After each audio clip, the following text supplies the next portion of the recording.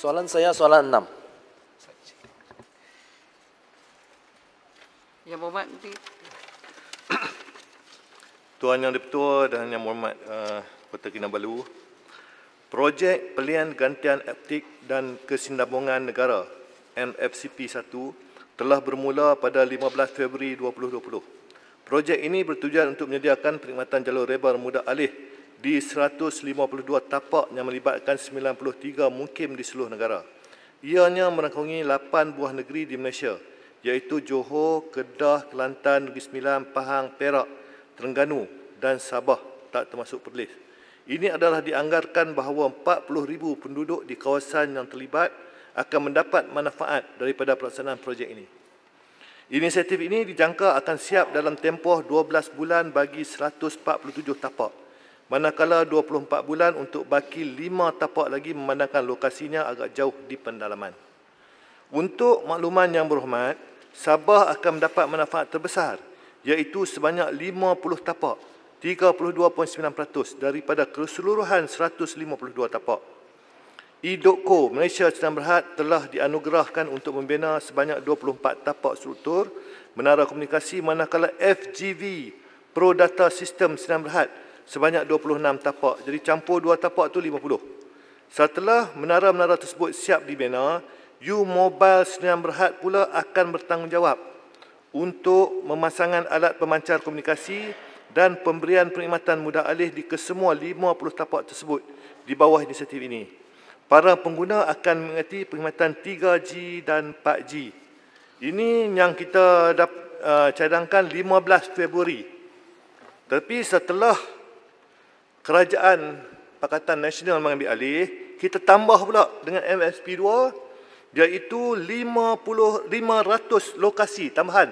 Lebih kurang 500 menara pula. Kita tambah daripada 152 tu jadi 500. Dan juga NFCP 3, iaitu kita tanam fiber sebanyak melibatkan 150,000 rumah. Ini tambahan dan kita akan bagi pada syarikat-syarikat yang lain pula. Di bawah inisiatif ini, U-Mobile Sdn Bhd selaku pemberi perkhidmatan sejagat yang dilantik, yang 50 tadi ini, akan menjadi pemilik kepada semua 50 tersebut. Ini adalah untuk memastikan kesinambungan pengoperasian dan penyelenggaraan menara-menara tersebut. Pemilikan undang-undang ataupun legal, pembinaan menara komunikasi di bawah fasa pertama MFCP 1 dilaksanakan menurut rangka kerja pemberian perkhidmatan sejagat dengan izin Universal Service Provision. Dari sudut perundangan berdasarkan izin Tuan Yang Dipertua, Document Commission Determination of Universal Service Provision, Determination nombor 6, 2002 yang dikeluarkan oleh pihak Sunjaya, apa-apa kemudahan rangkaian atau pemetaan rangkaian yang disediakan berdasarkan rancangan pemetaan sejagat yang diuruskan dengan izin Approved Universal Service Plan akan dimiliki oleh pemberi kemudahan rangkaian atau pemberi pemetaan rangkaian yang dilantik sebagai pemberi pemetaan sejagat untuk menyediakan selagi mana-mana pelantikan mereka sebagai pemberi pemetaan sejagat tersebut tidak dibatalkan. Terima kasih. Soalan tambahan pertama. Ya, terima kasih kepada jawapan yang dibekalkan oleh Timbalan Menteri dan terima kasih kepada Perikatan Nasional kerana meneruskan apa yang sudah dirancang oleh Pakatan Harapan untuk NFCP ini. Yang untuk NFCP ini, sebelum pertukaran kerajaan, ada 6 projek NFCP pada tahun 2020 yang dengan kos 3 bilion yang akan dilaksanakan. So soalan saya, macam mana dengan NFCP 4, 5 dan 6? Adakah yang akan dilaksanakan seperti terancang dengan keadaan wabak COVID-19 sekarang ini? Terima kasih. Silakan. Untuk pengetahuan Yang Berhormat, semasa COVID ni penggunaan jalur rebar meningkat. Maka sudah pastinya lah tiap-tiap rancangan yang dirancang, termasuklah yang kita katakan tadi untuk kita 5G, untuk MFCP 4 dan 5 semua kita akan teruskan dan kita akan pastikannya ianya dapat sampai ke kawasan luar bandar. Terutamanya seperti kita kata tadi di Sabah dan Sarawak lah. Terima kasih. Soalan tambahan kedua Yang Berhormat Kimanis. Bapak. Ya, terima kasih Yang Berhormat Datuk Seri Speaker. Kita tahu pembangunan infrastruktur ini cukup penting sama ada infrastruktur jalan ataupun infrastruktur telekomunikasi atau yang kadang-kadang orang sebut juga infrastruktur langit. Dan konektiviti ini sangat penting dan harus berjalan seiring, baik jalan dan juga di langit ini. Maksud saya ialah infrastruktur telekomunikasi. Soalan saya yang berhormat Menteri, sejauh manakah pemantauan pihak kerajaan ataupun MC-MC ini untuk ambil tindakan yang lebih proaktif untuk turun ke bawah dan memastikan macam di Sabah ini kita ada jalan Lebuh Raya Penbon yang baru. Kebanyakan jalan-jalan ini, laluan ini tidak mempunyai jaringan telekomunikasi. Jadi maknanya perlu ada satu tindakan yang proaktif supaya nanti pengguna-pengguna jalan raya itu apabila berlaku sebarang aksiden umpamanya, faktor keselamatan, mereka akan gunakan ini. Dan keduanya, barangkali sepanjang jajar ini nanti akan tumbuh macam cendawan, aktiviti hiliran perniagaan.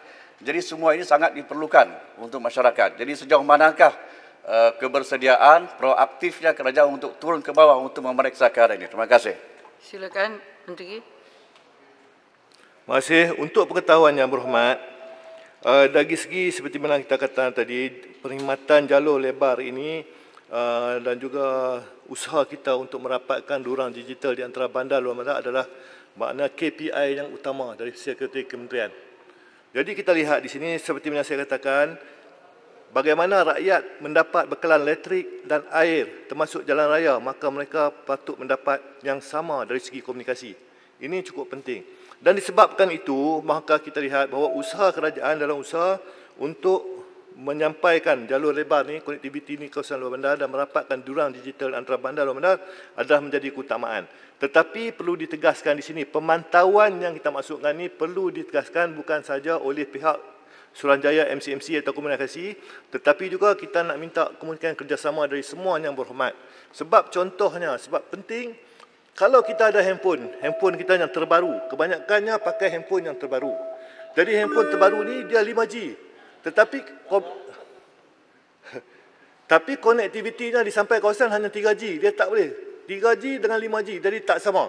Jadi ini akan menjadi masalah. Dari segi pemantauannya ini cukup perlu dan penting. Sebab itu saya lihat di sini dari segi kerjasama bukan sahaja kita perlukan daripada pihak MC-MC dan juga Suruhanjaya, tetapi juga daripada pihak-pihak terlibat terutama yang berhormat untuk sampaikan maklumat kita kawasan-kawasan yang kita perlu tingkatkan kekuatan daripada 4G, 3G dan sebagainya, juga sampai Wi-Fi, internet semua sampai ke luar bandar. Terima kasih. Terima kasih. Satu lagi lah. Mungkin lepas ni yang berhormat Timbalan Menteri nak bagi handphone 5G pada semua ahli-ahli parlimen 222 orang. Satu lagi. Handphone yang terbaru. Soalan. Satu lagi, Tok. Tak boleh saya bagi yang berhormat berfon. Terima kasih, Datuk Yang Dipertua. Kita bersyukurlah sebab akan ada di bina menara-menara di negeri Sabah. Tapi saya ingin tahu di manakah lokasi atau daerah-daerah yang terlibat, yang telah dipilih untuk pembinaan ini. Dan kedua, saya ingin bertanya kepada kementerian, adakah kementerian bercadang untuk memastikan kawasan-kawasan yang tidak mempunyai liputan dan liputan yang sangat terhad seperti yang khusus di luar bandar dan seperti daerah Beaufort dan Kuala Penyu ini akan juga diliputi dan dibinakan menara-menara ini. Terima kasih. Silakan. Terima kasih Yang Berhormat. Pertama sekali untuk pengetahuan Yang Berhormat, dia kawasan liputan ni ada beberapa masalah yang perlu kita lihat. Pertama sekali, kawasan yang kita lihat tadi di antaranya pembinaan menara MFCP 1, MFCP 2. Tetapi ada juga kawasan yang dah ada menara, tetapi dianya tidak dapat line. Kemungkinan alat pemancar dalam menara tersebut maknanya kurang kuat, kurang power. Jadi mana kita perbetulkan itu. Jadi kadang-kadang projek-projek yang seumpama ini yang di mana memerlukan hanya peruntukan yang kecil. Contohnya 3 juta ataupun 5 juta ke bawah. Ini dapat kita segerakan. Jadi maknanya ini Yang Berhormat sila maklumkan. Sila maklumkan kepada pihak kementerian bahawa benda-benda yang perlu kita segerakan, maka kita akan cuba segerakan supaya projek-projek yang hanya lebih kurang 3 juta, 4 juta tambah pemancar ataupun tambah 1 tower untuk beri kekuatan itu kita segerakan. Untuk Yang Berhormat. Terima kasih. Yang